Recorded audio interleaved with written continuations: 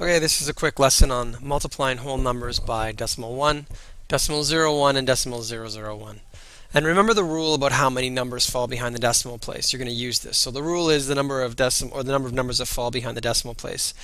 You take that number away from the other number. So for example, 120 times 0.1. There's one number in behind here on the decimal place. So what you need to do is you need to move that once. So that 120 times decimal 1 no longer is 120. It actually becomes 12.0.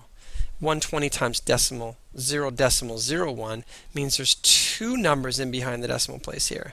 That means that 120 actually becomes 1.2. And there's 1, 2, 3 numbers in behind the decimal here for the question 120 times 0.001, which means the movement is 1, 2, 3. So 120 becomes decimal 120. So hopefully you remember that rule, and that'll help you when it comes to the questions that are later on. So 365 times 0.01.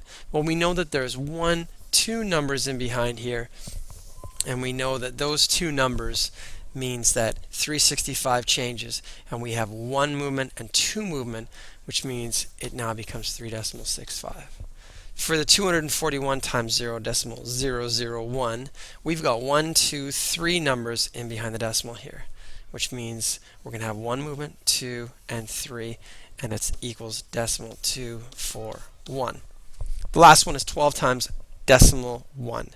There's only one number back here, which means that 12 is no longer 12, it actually becomes 1.2. It's a real quick lesson in preparation for you to complete these questions. Write them in the Moodle, post them, and double check them just to make sure that you've got this figured out. If you have any questions or concerns, just contact me.